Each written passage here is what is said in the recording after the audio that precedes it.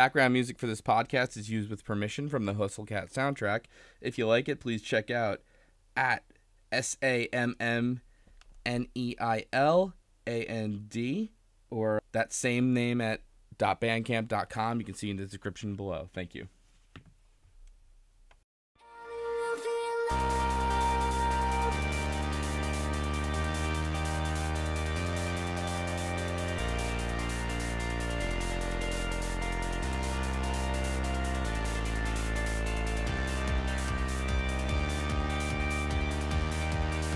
Hey everybody, welcome back to Visual Novel Book Club. I'm your pal slowbeef. With me, of course, my good friend Jim. Hello. My good friend Devious Vacuum. It's me. The Turbo C. Howdy. Pulahoko. Good evening.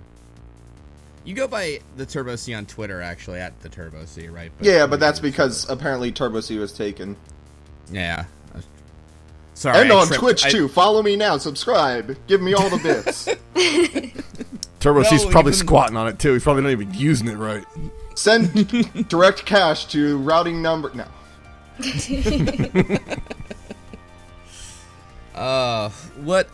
So guess what? We finished all the routes now, I guess, huh? Yeah, every single route. There's not even any more routes left. Well, we who wants to take us through the end of the Landry route? Who remembers the end of the Landry route? Oh boy. It was boring. I didn't like it. It was boring. Well, there's a good little moment. So when we last left our hero, Avery Gray was sleeping on a couch in Graves' apartment. And when Avery wakes up, Reese is there politely reading a book like some kind of anime villain. And I thought that was a really good scene. That made me laugh. And Reese is like, I'm not here watching you sleep, I'm just reading this book, and, like, you're the one who's in my space, and Avery's like, ugh. And, then Reese starts giving a shit about liking Landry, and is, like, really, like, coolly, like, being like, oh, yeah, well, I guess it's alright, you know, whatever you want to do, just don't let it interrupt your work or whatever. I don't remember exactly what he says, because in my notes I just wrote savage. Yeah. Also, Reese is just a big old dork. Yeah, Reese is trying to look cool. And Avery's like, okay, well, where's Landry now? And Reese says Landry took off because he had, quote, something to take care of. Yeah, an errand. Yeah, so we can immediately guess what that is. And so Avery is like, beating up more children. Yeah, he's probably going to go confront that child without us. Oh, yeah, that's right. And, and Avery goes off to look for Landry. So nobody's working. Everybody's out doing, I guess it's like the middle of the day or whatever. And Hayes is there. Where's Hayes going? Yeah, it's fine. No one's at the cafe. Yeah, Hayes will interact with the customers. Take care of things myself. Hayes could probably at least take an order, right? You think? I mean, he can stand there with a note card. Yeah, it's fine. They can point to what they want on the He can't menu. take a complaint, though. That's for damn sure. Oh, Hayes. But it's true. It is pretty true, yeah. He's That's basically why we love the him. Eeyore of the group. And so Avery runs around looking for Landry around their apartment area, and then finally runs into Landry.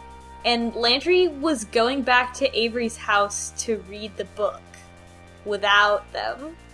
And he took the bookmark, and he's, like, walking around with this bookmark. And he says, well, you can use magic to find magic. That's what it said in the book, so I'm going to try to douse for this kid.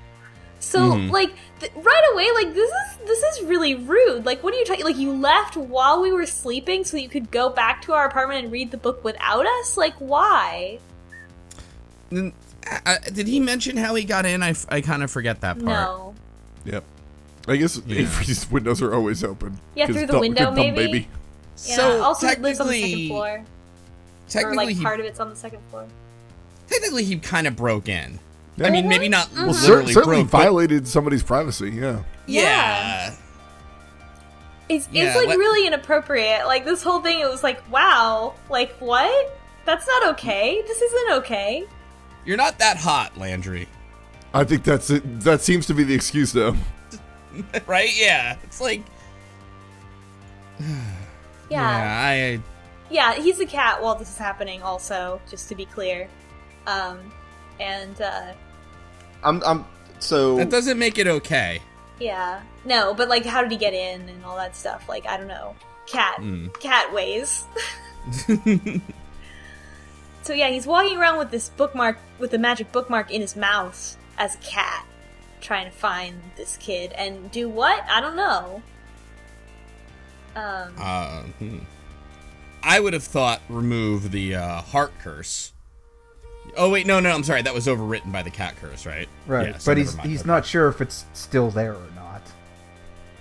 Right, if if he ever were to become human again, right? Yeah, or get rid of the cat curse, I should say. Yeah, if he got rid of the cat curse, I guess he thinks he will have the heart curse, the exploding heart curse. Do they stack? But I mean in the computer science way. Nobody not in knows. the video game way. Right. And So Avery's just kind of like, oh, like, there you are, I was so worried. And it's like, you're not gonna be offended that he, like, did this? And I guess Avery's, like, kind of upset, but more like, why didn't you ask me to help you? Kind of thing. And so Avery's like, I'm gonna help you, and insists on it. And they search all day, They wander all around, it becomes evening, and they don't find anything. And then suddenly they find something. And the kid just like happens to walk by sort of serendipitously. And this is a teen of some kind wearing headphones. When they show him, he frankly he looks like a Digimon character. He looks like a Digimon protagonist. Yeah, and he's got like this shirt that says, like, I forget, it's like this Road Street. Yeah, Road Street. No, but I have to emphasize, street is separated. It is Road Street. Great. I don't think that one was from Boy Luck. No, that's like the grunge line. So it's good. It's a good shirt for sure. I would unironically. Well, I would ironically wear it, but I wear it. Yeah, both ironically and unironically. Yeah. But wait, at the same time. I love those. But would you wear it for what it is, or would you wear it because it was in Hustle Cat? Hey, don't make fun of me because I have a Hustle Cat shirt. Yeah, Turbo already has a shirt from Hustle Cat, so I do. Obviously yes. Did we talk about that already? I'm not sure. Hustle Cat. So I think we did. Well, I'll remind people. If we did. So Hustle Cat. I don't remember when, but I guess shortly after the game came out. Avery's pajamas they have a. Like the cat hugging him, kind of. Yeah, it's a gray shirt with a little cat face on it, and it says OU. And a lot of people like that shirt, and they sold it. And I got one of them. Nice. It's a good shirt. Is it cut big like a pajama shirt? Like it's I ordered it as a regular size, but I guess I could have ordered it 2 sizes up. Oh, it would have been fun that way. I'm sorry to interrupt with that. So yeah, we found. No, it's fine. Just bully me online more. Do we have the boy's name at this point? The teenager. At this point, we do not. Does it matter? Can we just start calling them? I mean, like. I guess so. If you want to be the one to make the joke. All right, fine. Never. I'm not going to be the one to make the joke, so it's okay. We'll go. Whatever. That's fine. I'll follow your lead. So, but look, this kid. First of all, this kid is a little shit, and I don't know. It's like a mixture of I don't think this character is well written. Is what I'm saying. Nope. He's not well written at all. He's like, such a pumpkin. I love him. We've got a character that is just a complete irredeemable asshole with just a real smart mouth and just teen angst. I don't give a crap about anything. Yeah, like trying to swear constantly because he's like a teen. But he's also like the same character from like a million different things. Like we've seen this. He is who they marketed Shadow the Hedgehog to. Yep. I'm sorry, wait, what? It's true. He's the target demographic for the Shadow the Hedgehog video game. Yeah, there you go. Got it. Target.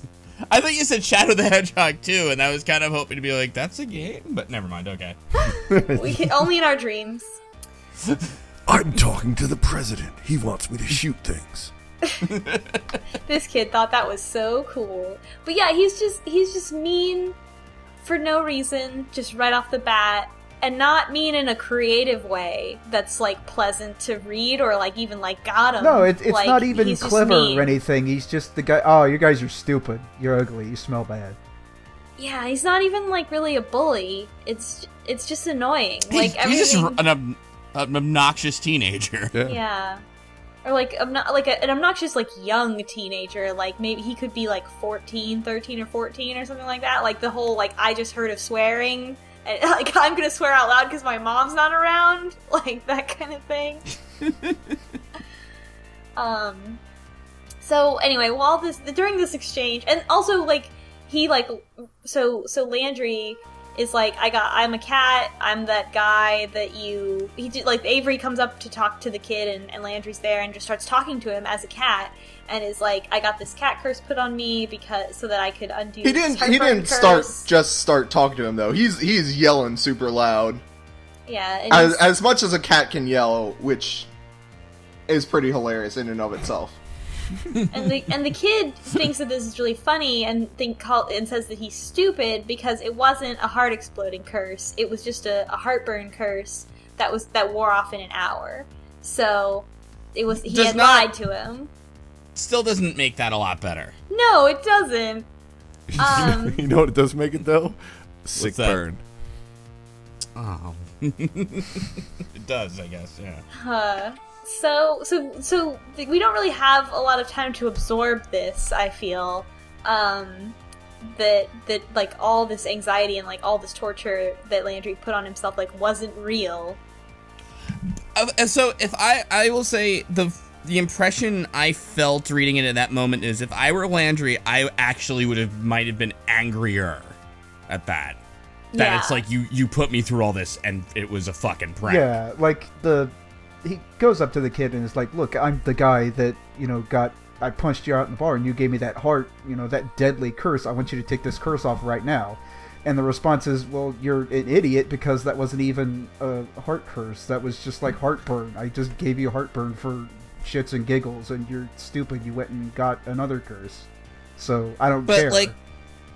But he's not stupid because Landry apparently felt as if something were happening to him. Probably more than heartburn. Like, he felt like magic or something. Didn't he, like, say, like, he said he felt magic because he's an adept. Right. So he's sensitive to magical acts, and, like, so that means he's doubly hit when he feels. So he feels the magic happening and the actual heartburn. Mm-hmm. Mm-hmm. Okay. I'm just putting he's that like, out clearly this kid is serious. Mm-hmm. Yeah, so... His name's not serious. It could be. Surely you must be joking. So this kid, I mean, like, this is in a weird spot, because I feel like being moved to violence upon hearing this is not an unreasonable reaction, right? Not at all. No. And so what happens is, so Landry didn't... I guess Landry has read the book a little bit, but the way that he breaks his curse is he gets so mad that he suddenly explodes back into a person with a horrible crashing sound, and he's covered in lightning. there's like magic glass shards that, I'm just imagining like the cat form just shatters like glass, and there's emerges also actual this glass huge shards. Yeah, there's an actual window that just explodes next to the window. Yeah. And then the kid goes, I was just kidding, it's not a prank, it is real. Your heart's gonna explode. Please don't hurt me at this point. But anyway. Yeah, so this child already has been, dead. Cowering on the ground and terrified. Yeah, just immediately breaks facade, is just bawling like uncontrollably. Yeah, but I mean, honestly, this is what this child has deserved, to be scared this badly. Absolutely, for sure. Mm-hmm. And And so then I don't think it even says like that Landry's gonna do anything to him, but he doesn't like raise his hand or anything like that, like he's gonna hit him. But Avery then... But the lightning sort of implies something will happen. Yeah, so Avery then runs up to Landry and, like, tries to get him to calm down, and in my notes I put, we get a weird Beauty and the Beast moment as Avery calms Landry down so he doesn't murder this child. Like, again, like I said last time that this was straight, but here we are again. And it's just so like, no, don't be, you big violent man. You can't control your inherent violence. Please let me help you calm down with my emotions and love. Like, okay, get a load of this guy, Cam. Mm-hmm. And you know, okay, no, we're not done with the scene, so I'll wait. Sorry, you're right. I'm in total agreement. Yep. So, Let's leave it there. So Landry does calm down. Which I also find a little bit unbelievable, considering the magnitude of the crime that's just happened.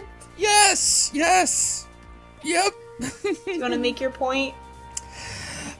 You know what? I still don't. I'm gonna hold on to it. I'm gonna keep rolling that dice. Just gonna ball that up inside until... Let this summary ride until you're sufficiently angry. Yes. So Avery then is, like, reaching out to this kid, with a level of, I think, emotional understanding that, one, the kid does not really deserve, and two, like, I wouldn't really expect from Avery. And the kid is still, really like, work on that kid. The kid is still really like, you fell for it.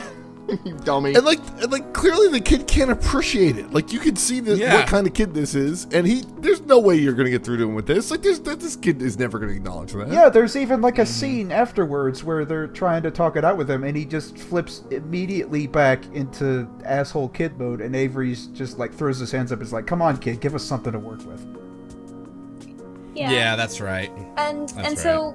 But then then Avery is like, "What's your name?" Or Landry's like, "I'm not gonna kill you, I guess." And the kid says, "My name is Kaz," and I was like, "Oh no! I can't believe my favorite Let's Player has Hustle Cat played us like a damn fiddle." You know, I mean, this is young Kaz before he was married, so you know it was rougher back then in the early SA days.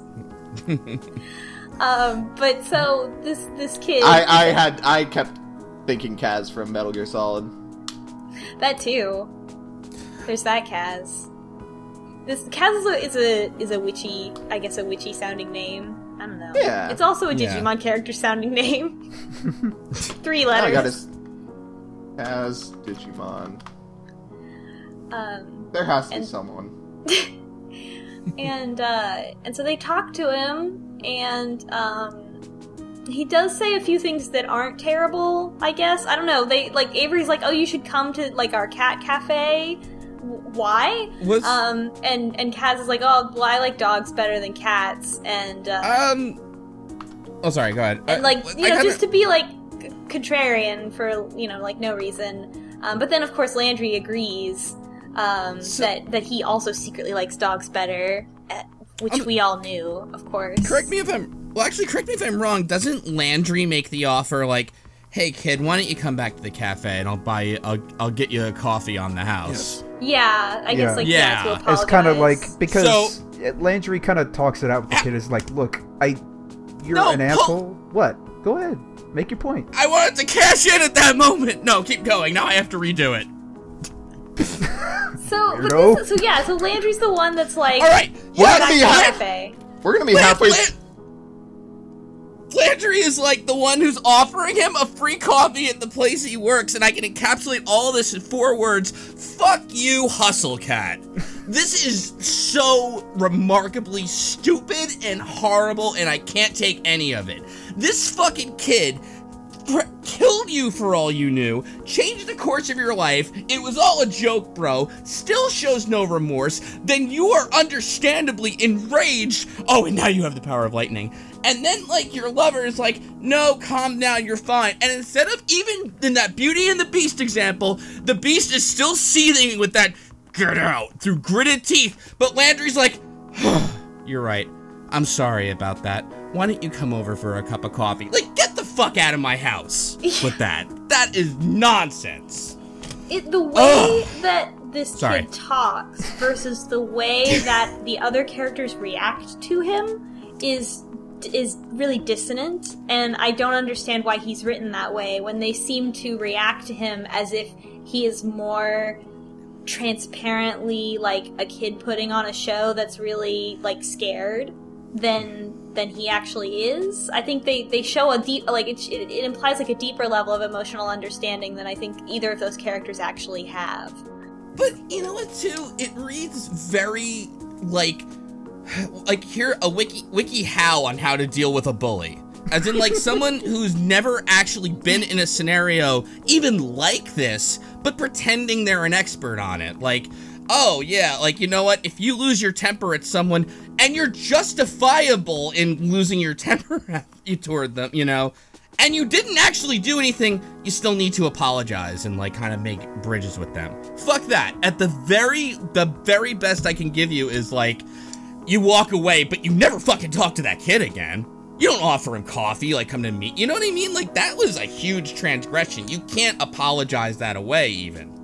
Yeah, you know, and I feel like you could have, like, there are also a lot of other ways that this could have been written. Like, the kid could have been, obviously more scared. Like, he could have stuttered more. He could have been like, well, and like, you know, and like, oh, well, you're a bunch of dumb jerks anyway. But, like, then it becomes clear more that, like, he's doing this, and, like, he did this because he was afraid. And the way that they talk to him, it's like they immediately see through and are like, oh, you must just be, like, an afraid, troubled kid. But that's he doesn't the thing. show that It's like enough through an assumption. text. It's like an assumption where Landry's like, oh, seeing, you know, how you act, you must be going through some troubled times yourself. And it would be great if we had an idea of that instead of just having to assume that. There's so many, like, other ways to have done this whole thing.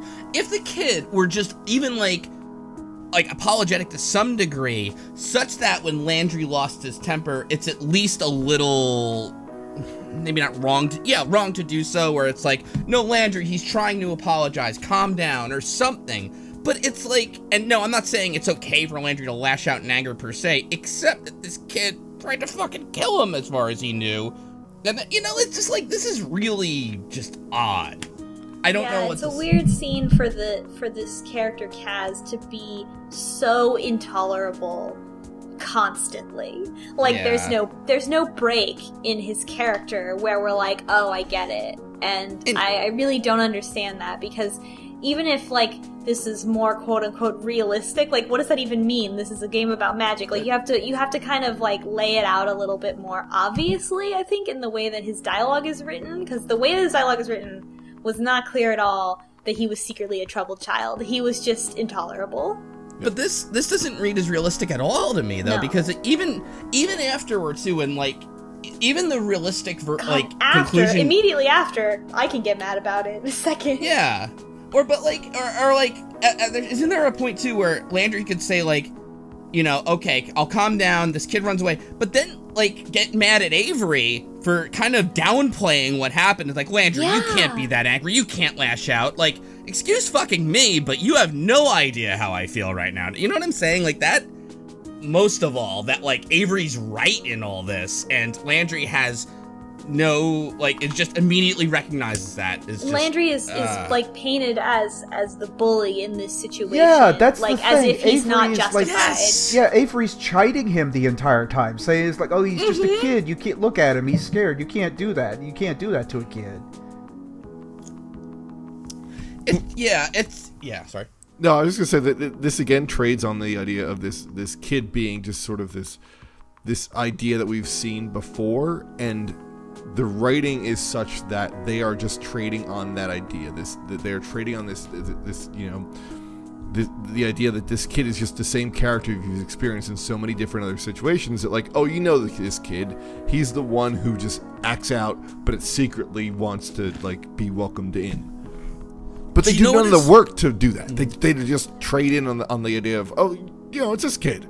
We're not going to actually make any effort here. Just you know, you should know this kid, right? It's like this kid comes off like the kid in the Twilight Zone, where it's like he just does this awful shit and everyone feels sorry for him. Well, they're scared of him, really, but I don't know. You mean the kid with who can watch TV and has like kind of that omnipotence? Yeah, like he's got godlike powers.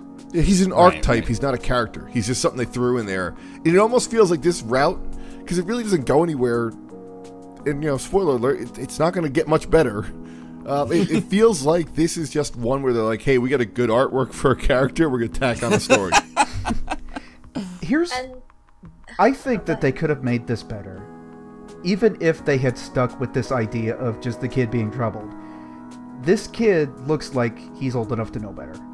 If it had been like a younger kid that is like maybe not old enough to know better, or they haven't reached that maturity stage where they're supposed to feel like empathy or caring about people, then maybe it would have worked. Yeah, but then if Landry punches a 10-year-old in the face, it's going to look real bad. Then it becomes a lot more like, oh, I don't know about that.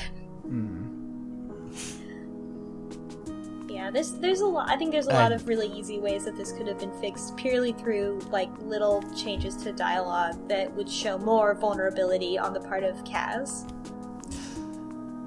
I really just this comes across. I think it comes across to me as just like an after-school special that was written by, you know, your Catholic nun at grammar school or whatever. You How know to deal with bullies. Exactly. It's really leaning on tropes like, and I think this is interesting also because like if we think back to the Finley route, which has a story about online harassment, like I mean that was a little by the books as well, but it wasn't like, I don't know, I feel like that was handled a lot better. But you know what's like, see what's silly, what's weird then too is there's a bit of a double standard, because you have this person who's like stalking Finley. And she's allowed to use magic to get him arrested, as far as we know, right? Yeah. And we sort of don't know what happens here. And meanwhile, like, again, like, I really can't overstate this. Landry thought he was going to die, ended up changing his whole fucking life because he just happened to run into graves and everything like that. And and at his moment of anger, he sort of chided for that. You know what I mean? Like, I feel like... Sense. Yeah, like, this Avery, like, Finley, you can't mess with the law. I'm sorry, you know... But you got to do this by the book, and you're going to have to let that kid go. But maybe if we talk to this online stalker and figure out what makes them, you know what I mean, that kind of thing. Yeah, it doesn't line up. Here's my point: the hot characters in Hustle Cat have terrible stories. The end. It's all to fool you. So then, speaking of terrible stories, so then this happens. The kid like leaves. And it's like bye, and Landry then is like, oh, thank you, Avery, for helping me or whatever, and like this is so important, I don't know how to thank you. And Avery responds and is like, I know one way, and then they kiss. What? What? Oh god, you know what? I was so angry about the other stuff, I totally forgot that. What even is any of these emotions? Human beings do not have these emotions in this order from this situation. Like, this was just the most ridiculous I could just thing. picture Landry pushing Avery away. It's like, dude, you don't understand. I was just... You know what I just learned that I changed my entire life and was living my life for years in fear of dying due to my heart exploding. I don't want to kiss you right now. Right, and also, like, you know what I love is when my man is almost very violent to a child, and I have to talk him down from murdering a child, and then he does. That just really turns me on, and I just really want to just go for it right there in the alley. Mason Wallpush kiss seems a lot better now, doesn't it? Yeah, this is bad. All this is really like hackneyed, and I really don't understand it because the other routes are not anywhere near this. Yeah, it feels tacked on. It feels like they just needed another one. But it's weird because it's the first, like, romance option in the game. It feels like the first you're supposed to encounter Landry or Finley, you know? Yeah. Right. Or the first, like, you know, like I said, it feels like tutorial mode or easy mode, like if a dating sim could have such a thing. Yes, but yeah, I mean, you're absolutely right. It feels like just not, it doesn't feel like the rest of it. It's just, yeah. Or maybe it's finding yourself when you're writing this game. Like, if you write it and suddenly you're like, well, you know, we have to have that big, tall, hot dude. And, like, how do you respond to the big, tall, hot dude? And then you write yourself into a corner where you make a lot of small choices that go the wrong way. And suddenly you're making big choices that just sound stupid. You know what? That whole, it's kind of like when I want to, like, get angrily rant about this scene and then Pulla jumps in front of me without realizing, and then I'm gonna take it out on him, but then Jim talks me down from it, and then, like, I make out with my copy of Hustle Cat, which is on a compact disc for some reason. Pulla is a sweet boy and not a jerk who is also a teen. You don't know him like I do. I told you not to tell anybody. I'm sorry, where were we though? We're the time skip. So yeah, they kiss and then it like fade to black. Time passes. They've been dating for a while now. And since I'm not even done being mad. Like, there's still another really big important thing that's gonna happen that I'm also mad about. Sorry, go ahead. But it's not for a hot second here. So time passes. Landry has been working extra. The scene is in the cafe. Landry has been working extra hours because he wants to pay back the person who owns the store that he blew the window out of when he transformed, which seems reasonable regardless of the outcome of the previous interaction. Avery sort of summarizes their relationship and mentions that Landry has a nice apartment, but of course that apartment is not pictured. So, I don't know. I guess that's just to be like, and we fuck a lot. I don't know. And versus with the other characters, like, I don't know. It does seem that way, though. Seriously, it seems like they're like, oh no, we got out real fast because I was ready to go, so we just did. And, if you get a man angry and then calm him down, he lasts for hours. It's ridiculous. Jesus Christ. I mean, the art in this game is nice and everything like that, but, like, Landry is not drawn as, like, some kind of, like, super hot guy. Like, he just looks like a guy. You know, I mean, I actually thought he was meant to be the hot guy of, like, the dude's lineup. Well, they keep saying he is. They really say it a lot. Yeah, they say it a lot. True. I don't know, I guess, like, the character art isn't quite detailed enough. Where I'm like, oh yeah, because the way they talk about him, I keep expecting the drawing to have more muscles. I guess is my real thing. Like he looks younger than he's described. But he's taller, right? So that's one thing. Like if you look at comparison, like Hayes is obviously meant to be sort of nerdy, and Reese. I don't know how to say Russell. Reese. Hey, Russell, Macaulay Culkin's kid brother. and then Super Jimmy, the guy down the street, you know him. He's not so all right. No, but shit. No, Reese is like kind of short and like kind of that spry sort of like punk sort of. And got a baby face. Right. And is that yeah? So like out of them, you know, Landry, I thought it was like the sort of tall, dark, and handsome stereotype or whatever. You know, not stereotype, like trope. You know. Yeah. So I mean, for sure, but like I don't know. I guess I like if I'm like, oh, if he's supposed to be the hot guy, like why isn't his shirt tighter? You know, like stuff like that. Okay, I get you. Yeah, I guess. Yeah, I mean, I'm not trying to imply like you don't think Landry's hot. There's something wrong with you. Well, but maybe. Please, no. But who do I want to date in this game? Yeah, exactly. Okay, he's no. That's right. Never he's listen no to DVAC about men. Okay. So yeah, then there's the apartment thing, apartment comment, and Landry's doing work at the cafe, and Avery's like, oh, I'm gonna head home. I don't want to stay here. You know, work's over, and he's like, I'm gonna keep working forever. I'm still stress building, and as Avery is leaving, Landry's like, I'll be over later. when I'm done, which is like, wow, how domestic. Maybe this is also because Landry's older. Like, it just sort of, like, seems like they've sort of fallen into a level of domesticity that, like, strikes me as, like, the kind of a little bit older of a relationship than the other characters have. Yeah, it definitely, and it's going to carry through, too. Wait a minute. And If I just kind of got this. If Landry's still stress building, doesn't that really mean that nothing's gotten solved for him? right? He still has we'll that get to that. Avery also mentioned that the teen boy Kaz is scoping out the cafe, but has not entered yet. But they have seen him like sneaking around, and there's the whole comment of like, oh, you know, we want to teach the others magic and help break their curse, and Avery specifically makes the comment of like, whatever it takes, I hope it isn't as stressful as Landry's, which would be really good if that was the first route you were playing.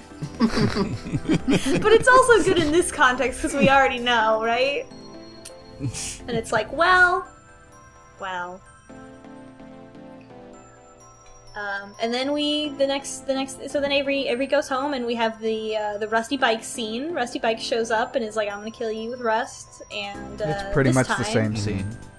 Yeah, when Graves gets rusted, and Avery runs away, get the cafe, all the stuff.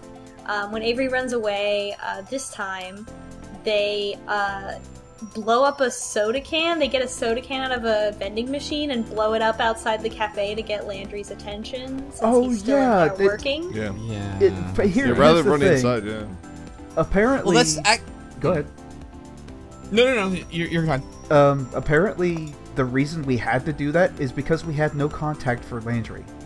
In the other routes, we would, like, call You've somebody. been fucking so much that you forgot to ask for his number. Forgot to get his number. Yikes. So that's why we had to do that, as like a get attention and have him open the door. Wow, that's a bit of subtext that I missed. Wow. Wait, that doesn't even work though, because like even it's just like, don't you want a booty call then if you're so into that, you know? Like, well, they're never separated, so there are no. Well, apparently Avery just throws distance. exploding cans at Landry's door. Yeah, it's weird. I don't know. Yeah. So anyway, Landry comes outside and is like, what's going on? And Avery explains the situation, and predictably Landry gets covered in static electricity and is like, oh, I'm gonna go fuck up Rusty Bikes. And Avery's like, no, we gotta stay in the cafe. And Landry's like, are you gonna be okay by yourself? And Avery's like, no, I'm not. I don't want to be alone. Like, stay here. And then he's like, okay, I'll stay here. I thought that was a little weird. I thought that was still like a lot more emotionally distant than I would expect after the time skip if we've been dating for a while. And the whole thing of, like, you've done this before. Like, you were distant, you pushed me away, you went off on your own, you fucked shit up, and, like, that hasn't been solved at all. You're just doing the same fucking thing again. Ready to make the same decision all over again. Yep. The others then arrive because the curse is broken. And, there's one small line where they all talk about magic and how magic is really scary, and this time Avery agrees with Landry that they're all in over their heads with magic. Right. Yeah, we don't get the magic is a scourge line in this one. No. Right. We do get the I know what you're gonna say though. You're gonna say magic is a scourge, right? I won't say it. And yeah, Landry and Reese fight more in this, I think, than they did in the other routes. We hear more of their conversation, before they go get Graves. And I guess I guess now that we know a little bit more about Landry's relationship with Graves, that like he really respects him and feels like he ose him his life, right? And and so Landry and Reese are sort of the two that are closest to Graves.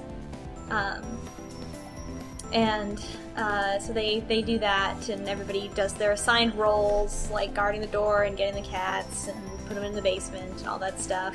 They try to learn magic, and it doesn't work. And then eventually this ends with Avery falling asleep, and Avery snuggles up with Landry on the couch. There's a whole thing of like, oh, I can feel his heartbeat through his chest. I don't know why I thought that was cheesy. In this context, I'm already primed to be mad at everything. That I was like, this is so cheesy. Ugh. When, like, in any other context, I would be like, sure, whatever, that's sweet. Mm-hmm. And then Landry is like, oh, BRB, I need to go talk to Reese about something. I need to use the bathroom outside real quick. I'm gonna do literally exactly the same thing that I just did, which is leave you asleep while I leave to go solve this problem by myself. Mm-hmm. Learned absolutely nothing. Yep. Nope. That's the point of like the heartbeat thing. Like I think the reason why that kind of rubs us wrong is because this route makes up for bad writing with sex appeal. Yeah, and it's like, he's not that into you. I don't think he's that into us. No, he ignores you all the fucking time. I don't think he likes us that much, actually. I think Avery is just kind of like into this super hot guy, and he doesn't. And maybe this is a commentary on the age difference. It's just kind of like, yeah, whatever. I don't know. I mean, yeah, and because Avery is just sort of a listless teenager, and yeah, Landry had a whole life that was derailed by an evil teenager and all that. Maybe. Oh, I'm sorry, yeah. So yeah, so it is implied that Landry and Reese leave to go kill Noct by themselves, and when Avery wakes up, Mason is guarding the door. This is also Mason, like, not. I don't know if this is exactly in her character either. She's guarding the door. And Avery's like, where are they? And she's like, she basically is like, I don't really care. Like, I don't really care where they are. And it's like, what do you mean? What are you talking about? We just had like a whole moment where we're like, we're all your friends and we love you and we want to take care of you. And like, now you're like, I don't care where they are. They could be dead. Well, it turns out.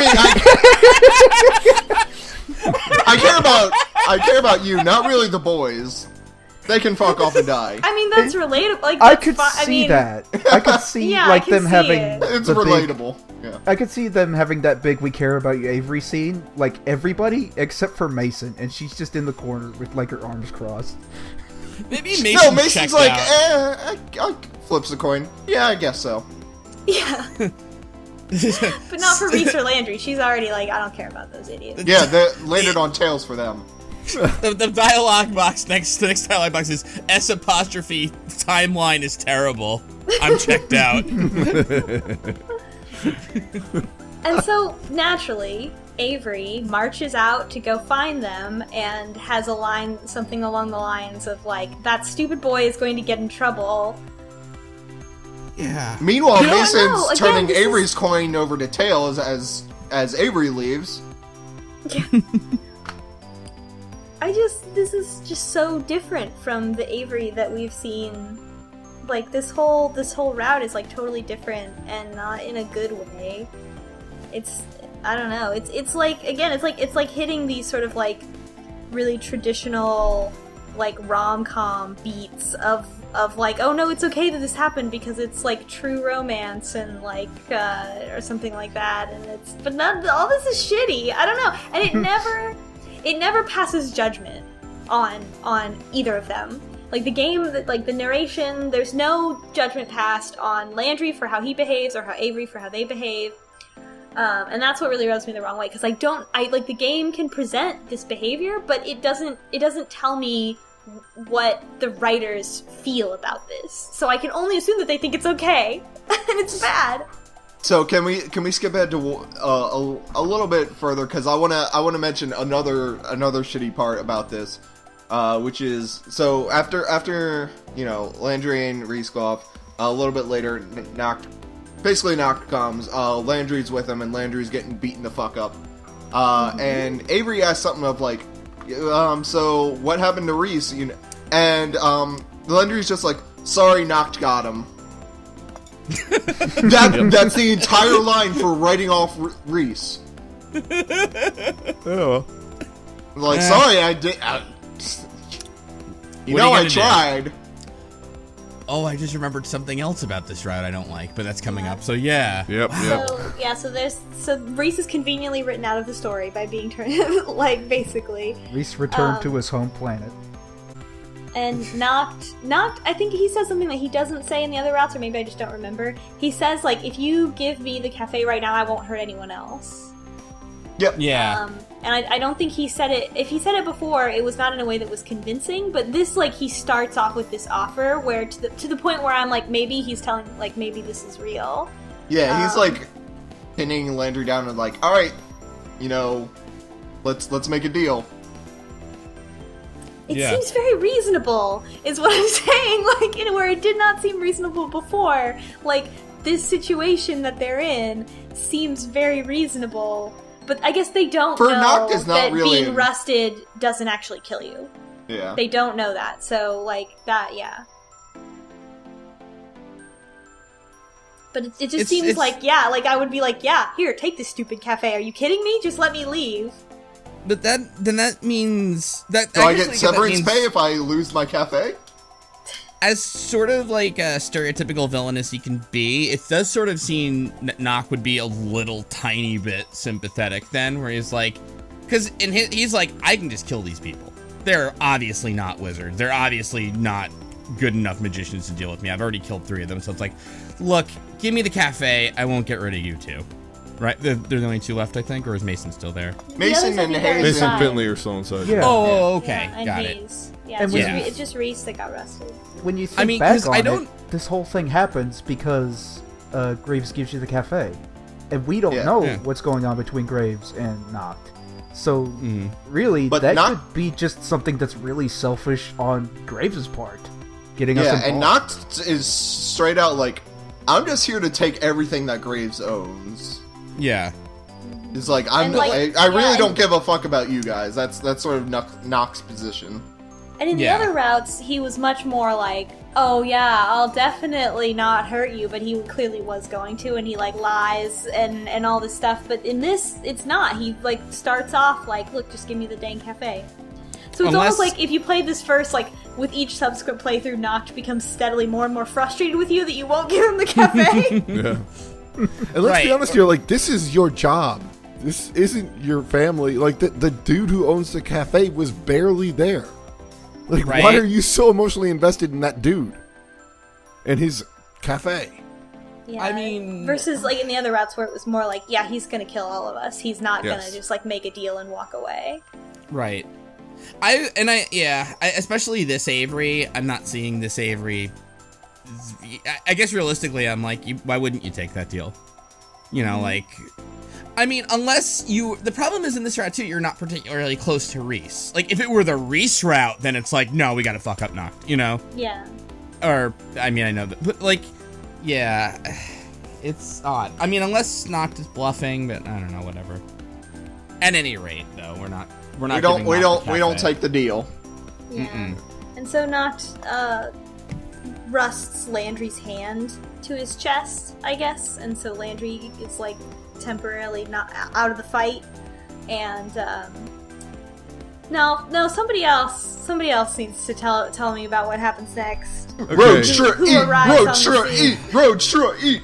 So I would like to step in here for a quick second because what happens here is just an interesting thing in the Hustle Cat visual novel. Because what happens is that Kaz shows up, and this kid. We find out he's going to reveal his magic is that he is a dubstep witch. And the key thing for being a dubstep witch, you would think in a visual novel, is maybe, I don't know, maybe we have some dubstep in the music. Or possibly even we just have some cool, like, flying lights or some indication visually of anything of this. And guess what we don't have? Any of that. That's all text-based. And so he uses... We don't see any of the light-up arrows. Nothing! We get nothing. He is the dubstep witch who just apparently delivers a roundhouse when the bass drops. So I don't even get like the. I don't even get the arrows thing. Like, is it? Like, yeah, was that like a DDR? Yeah, I was thinking DDR. Yeah. Yes. Yeah, that's what I thought, but it sort of sounded like it was meant to more be like sort of like a waveform or something like that. But there's no visual aid, so I don't know. Use your imagination. I typically don't like to give Hustle Cat shit for not having the art because it's kind of an indie sort of thing, But this real, yeah. Don't it's describe like, it then. But then don't have that element of the character. Yeah, Don't need totally to say agreed. that there are arrows there. You can just say that there's some bass thumping, and that sort of sucks that it's not in the music. But I mean, or you know, that's what? a little bit better. Couldn't you have just done a bass drum like that boom sound? You know what I mean? That like thing that's in all the trailers. Oh, like a sound effect. You could find any sort of bass drop on free sound effects somewhere. That Also, sounded now almost I'm, like a plug. This I'm podcast is not remembering- sponsored by Free Sound. Now I'm remembering the Bell Witch, and like I wonder if the dubstep teen witch and the Bell Witch are like related. Like, what if they're like cousins? I think though I don't think they are, but like, cause Noct makes a statement, right? Like, isn't it like, oh, you're one of those like weak sound witches or something like that? Or like, I've never heard of a weak sound witch before. I guess you're the exception to the rule. Oh, is that it? Okay, yeah. So, you know what I mean? Like, I guess it's a class of magic, you know? Yeah.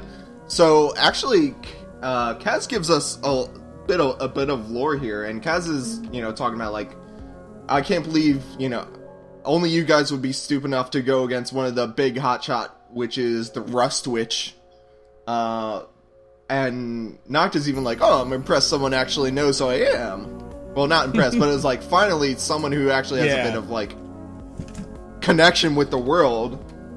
Someone who isn't living under a rock of a cat cafe.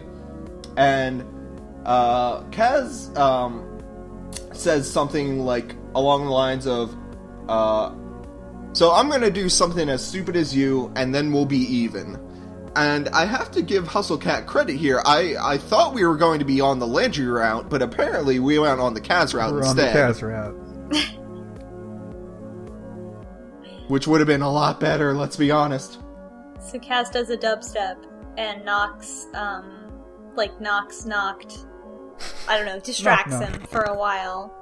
Doesn't knock him out. Then, God, and I know what you're thinking, folks, if you didn't read it yet, that you're like, what? How could any more stupid things happen? Well, let me tell Hope you. y'all like science. We just getting warmed up. So Avery runs over to Landry and is like, Landry, how can we get this rust off? Like, what can you do? And Landry's like sparking or whatever, and is like, I can't get it off. And Avery's like, well, how do you get rust off of something in real life? And Landry goes, well, we can clear the rust away using electrolysis. So Avery, you just need some metal trash and some I guess liquid, and we can I can electrically transfer the rust onto a piece of metal and off of my body. So this is something that does exist in real life. Does not work the way. Isn't this like when you have like a grody just get to dime? Huh? Because but how does Landry suggest we do electrolysis? No, it's not even that part yet. The first part is, why would Landry know about electrolysis and think about it so quickly? Like, what the fuck? Like, no, like, you don't just think, like, off the top of your head, like, oh yeah, electrolysis, that's what I was thinking, yeah, the classic rust removal technique. Like, no, you have to have some kind of background relevant to that, to be like, oh yeah, that's what it is. And, like, we had so many boring conversations to set up that maybe he had some kind of background for this, but instead his hobby is collecting weird rocks and pieces of metal. So, for people that are unfamiliar with electrolysis, it's basically, you put your rusted thing in some, basically salt water, with another metal that would be basically your conductor, and you basically transfer all the shit rust onto the other piece of metal that is a better conductor of it by charging it with electricity. It takes a really long time to do. That's how actually a lot of things will be, like antiques and stuff like that will be restored. But you do need electrolytes and a piece of metal. Yep. Which Landry tells Avery to go get. Yeah, and you're basically turning it back into like a big puckered piece of iron. Like you're taking because it's oxygen and all this stuff that you're taking off of the thing. So it's a chemical reaction you use a neutral solution with I think like water and like you use like cooking powder and stuff, just so you don't have a lot of bad chemicals come off of it. Right. There isn't any magic in the electrolytes that you use in the formula in there, but that's not what happens when Avery goes out and grabs sports drinks Electrolytes. to get electrolytes. Yeah. Avery go getting Brondo here. Yeah, and so it works. So Avery gives the sports drink to Landry, who pours it all over himself, and then touches the metal and transfers the rest. And Graves did say in the Hayes route, that it's more important that you have the conviction that what you're going to do is going to work rather than your poetry actually being good. So I'll give that a pass. That's fine. But it is a little bit over the top. Because how did he just pull electrolysis out of his ass? What? And don't forget the thirsty moment too with the wet t-shirt comment. Yeah, there. Now we can talk about that part. Jesus. I wasn't even going to talk about situation. That, but yeah, Avery dumps the Gatorade, the Brondo, directly on Landry actually dunks it on himself. He dunks himself. Yeah. And Avery's like, "Oh, nipples." And in the CG of Landry fighting Noct, he's got a wet t-shirt then. But after Landry gets the rust off of him, he even says, "I mean, to be realistic, this shouldn't work at all." And in my notes, I just wrote, "Okay, good." Yeah, he does specifically point out that this shouldn't work, which, I mean, I guess that's okay. I don't know. This whole thing is so arbitrary. Yeah, well, they also it's just like the dubstep. It was like they said, "Oh, this is the dumbest magic I've ever seen." It's like it's not okay if you just acknowledge the fact that you're writing shitty. It's not okay. Yeah, and I think this actually calls back to some stuff that we said in the first episode of Hustle Cat, where it's just because you're you're calling your own writing stupid or your own character stupid, well then don't make them be that way. Why commenting on it doesn't make it better. So I think we also saw that in the Finley route. And this is what really bothers me about the whole thing. Even if the whole electrolyte thing were sound, let's just assume that sports drinks would work. I'm not questioning the science of it. I think that's forgivable. Yeah. Even if we were to just hand wave that, this is a really boring way of solving the problem. Just like Hayes' route. There's so many other things that could have been done with an explosive electricity power that flares up when you get angry, but they use it to do a middle school science project. Mason just melted it off. Yeah, she just melted it off. So that doesn't and that was rad. Yeah. So yeah, Landry pins Noct under the soda machine. This soda machine gets so much reference in this. This soda machine is all over the place. Where is it? I don't even know. Someone kickstarted for their soda machine OC to be a character. In this route, the soda machine comes to life. Yeah, Avery makes it walk across the room for no reason at all. It just starts shooting old sodas out. Well, Avery's trying to fight their best. And this is even stupider. I forgot about this. They used the electrolysis thing again and used the sports drinks inside the vending machine to make Noct's rust go away and make him lose his power. And they take his magic away temporarily. And at that point, I was like, "This is stupid. This is so boring and stupid." It's a little goofy. Yeah, we went from sending him into the void dimension to making him a little wet and sticky. I've learned a lot about rust removal playing this game, though. If nothing else, I feel like I'm more equipped to deal with rust in my everyday life and its removal than I was before playing this game. So in the Graves route, we're just gonna get some steel wool and rub that up against Noct. Yeah, who knows?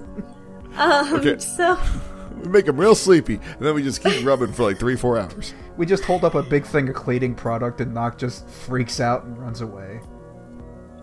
So Graves appears. He's unrusted. Reese is unrusted. Everybody's fine because Noct's power went away. Noct and Graves have an exchange. Yeah, and Landry goes, "Oh, sorry, to Reese. Yeah. Sorry about letting you die." No, he doesn't actually say that. No.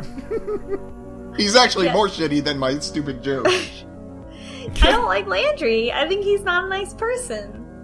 And Noct says to Graves that he's not going to forget what happened, and to, quote, "think of me when you do it again."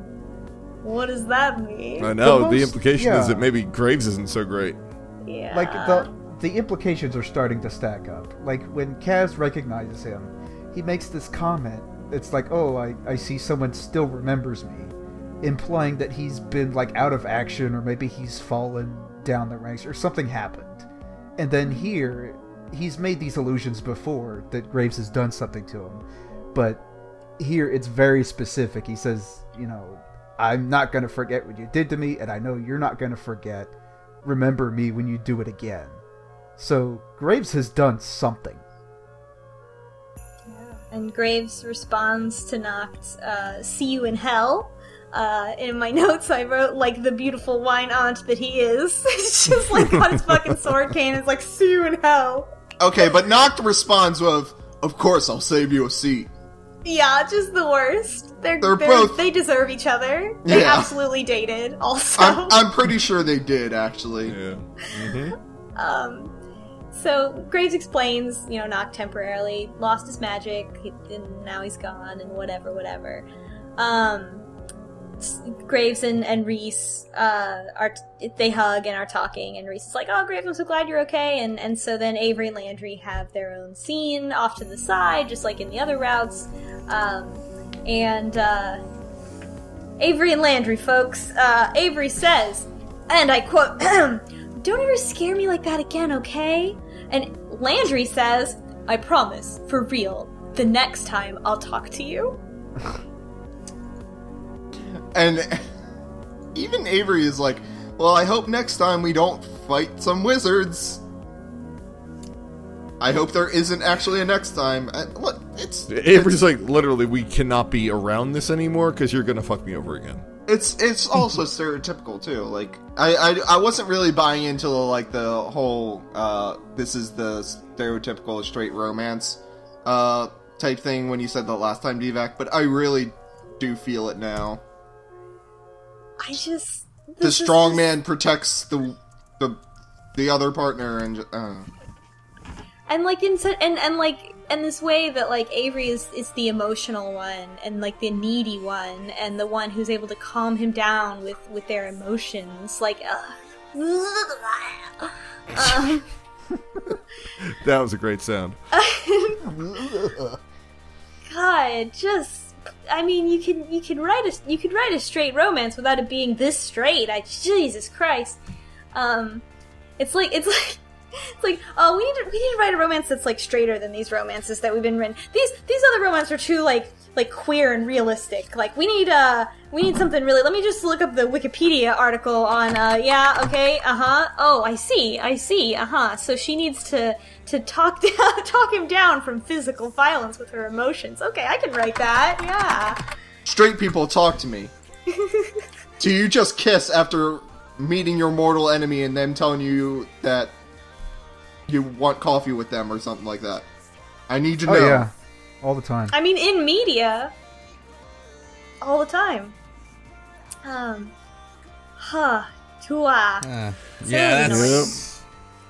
so the ending. Avery and Landry immediately bounce, quit their jobs, and fuck off into the woods. Kaz works at the cafe now. Yep. And the implication is it like that's all they're doing is fucking in the woods. They're just like, oh, we're gonna probably start a business someday, but mostly we're just fucking in the woods.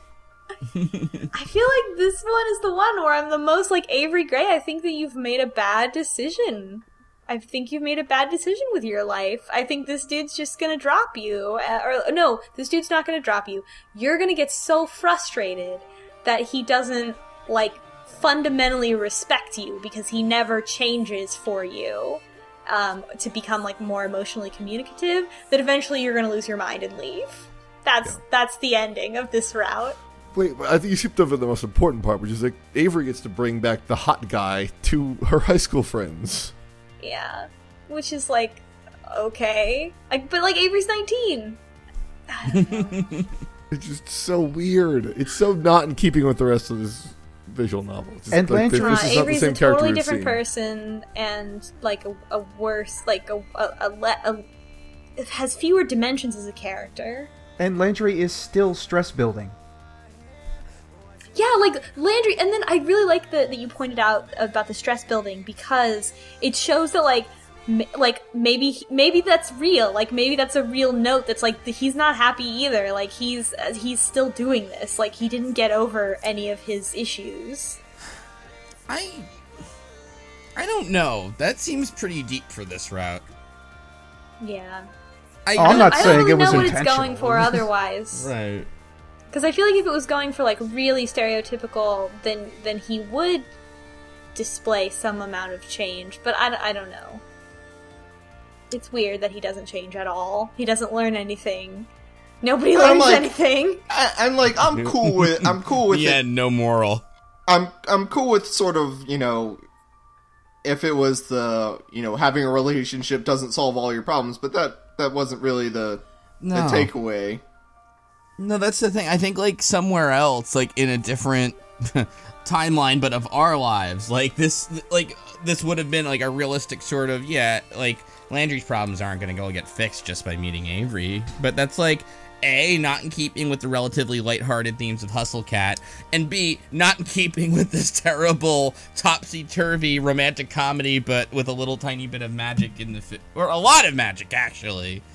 Yeah. Man, I hate this route. Yeah. Yeah. And then it's written like it turns out that Kaz like really was a troubled kid who just needed a home, but like that was not communicated. And like I feel like the recruitment of someone to the cafe could actually have been a really interesting and meaningful interaction. But it's just sort of off to the side of like, oh, and see, they were right. In how they interpreted this kid. So that's fine. I'm sorry, I had to tend to my kid while you were talking about the fight where Kaz intervenes and stuff, but I'm still like, so I apologize if there's a little overlap. Just from Kaz's point of view, this guy punched me in a bar. I gave him a little prank spell. Turned out he thought that was real, got into some shit. Fucking threatened me with lightning and shit. I'm checking him out at a cafe. I see he's about to die. I'm coming in to help him. And I want to work at his cafe. Like... Yeah, where that's quite the character arc. The heel what's the reverse of a heel turn? Like, you know what? Yeah, I am a troubled kid, and I think the guy who tried to threaten me with lightning is going to be my first act of good. Yeah, it doesn't. Again, like if he had actually been presented as like just a scared kid, that then Landry showed compassion to, like. All of this would be fine. Like all these story bits would make more sense. So I don't know why. I think it's just really fundamentally that Kaz's dialogue is bad and does not show his character, and it sort of ruins all the other interactions. Yeah. That scene was, I think, the Kaz thing like I can't say the Kaz thing really makes or breaks this, because there is still a lot wrong with Avery and Landry, but. Landry still fundamentally does not ever change. No. I like Landry a lot less now. Yeah. Landry... At the beginning, we were like, oh, Landry, we don't really know anything about him. His story could go anyway. And then we found out more, and it's just, oh, this is terrible. Here we thought he was going to be milquetoast, and he's just like... But he's like true neutral. Or like chaotic neutral or whatever. He's a little worse than neutral, though. I feel like the neutral characters are the worst. I don't, because they'll just do whatever, right? It's just whatever. I don't know, whatever. It's kind of like that. It's like all the other characters are good. At least pick a side. You mean? Yeah, or just like it's just that it's unpredictable or cruel in a boring way rather than in like an intentional like villainous way. I can't relate to any of this, like, on any level. Like, I don't, the end, no moral. It's just, Yeah, it's just like, oh boy, Avery got to fuck a hot guy, the end. Like, see, and it kills me. But- It makes sense on a certain level, in that if he really is this milquetoast and boring, then you could say story-wise he forced himself to be like that because he thought he was going to die otherwise. But then post-reveal, things would be different. But it's the same. Well, yeah. But I will have to say, the best reward for finishing the Landry route is the achievement name, which is Tool Assisted Run. Which, right? Mm-hmm. That is good. That is Because good. he's a little bit of a tool. It's mostly about Just a dick. smidge.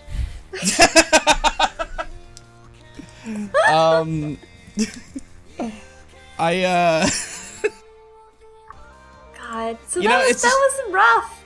That One was- to end on. That was a dour note to end Hustle Cat on. I don't like pretty- Landry. I It's a have shame a that good the- shipping name for this one. Well, So, what's that? Not Dirty Landry. Avery and Reese was... No, not Dirty Landry. Landfill. Okay. Okay, yeah. You know what? I'm down. Landfill it is. But we have some good news, is that it doesn't have to end this way.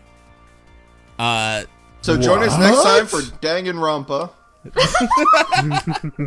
So you get another achievement after you finish the game, which is a vampire has to be invited in. Because getting all 6 dating all 6, completing all 6 5 characters routes unlocks the 6th character, which you can now do the Graves route. Dun Finally. dun dun. I've Finally. been waiting. I know you have, yeah. There's even also a another way to confirm, other than the achievement, to confirm that the Graves route Yes. has been unlocked. Oh, were you about to go into that? I'll let you do it. Oh, you can, it's fine. But yeah, when you start the game on the Graves route, and I don't know if anyone else has, I actually finished the Graves route already because I wanted to see how long it Yeah, was. brag about it, why don't you? Is that a brag? I mean, is that like oh man, I beat the final boss of Hustle Cat. A little peek Spoilers, behind the you curtain. click. I beat Dr. Wily and I gated Graves. Boom! Wow.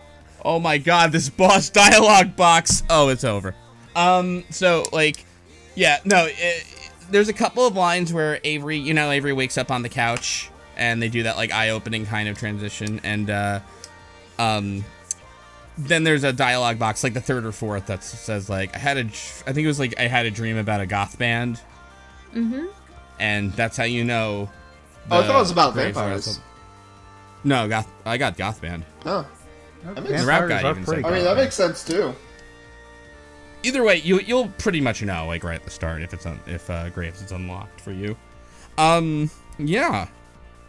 So, I will say the point I picked was up until Graves comes to your apartment. Now, just for spoilers' sake, because you might be surprised that scene exists, it's not an analog to the previous scenes. As in, it's not like, hey, Graves, why don't you come...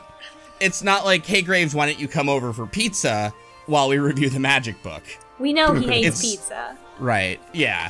This is like it's a little farther ahead in terms of length than the usual scene like that, and there's a totally different context. And, yeah, you need pretty specific instructions to follow the Graves route, but it's only like 4 things you have to do, so. You also have to pass the interview, which I think is... It's Yeah. funny. Well, I mean, But- not just pass it, you have to ace it. Because, I mean, we always pass it. Yeah, but like... We always get hired. There's not a route where it's like, I don't know about you. Right, but this time around there's specific... Well, it's weird because there's a little bit of leeway. Like, in some of the 5 or 7 choice answers, like 2 of them are okay, that kind of thing. Not to spoil things. I think but, my favorite one is, like, when he says, rate me as an interviewer, the correct choice is, like, 7.5. Yeah, it's Yeah. 7.5 is the correct one, yeah. It's, right. Which is so hilarious, because, like, whenever you pick 1 to 10, everyone picks 7 for something. Yeah, that's like, yeah, there's that trick. And then I think 3 is another one, too. Or, like, 37 if you ask for 1 to 100, and there's, like, weird shit like that. Yeah. That my witch father taught me. Wow. In the So, cafe. next Give away all time, your secrets. read till the apartment scene, whatever that means. Right. And again, not an analog scene where like you have dinner or anything like that. Is when Graves is actually in Avery's apartment. Sure. Yeah. Okay. Until next time. Until next time. Sorry we're so mad, everyone. Sorry, we're so mad. That's a good title. Maybe it'll be better next time. I was gonna go with. Definitely be better next time.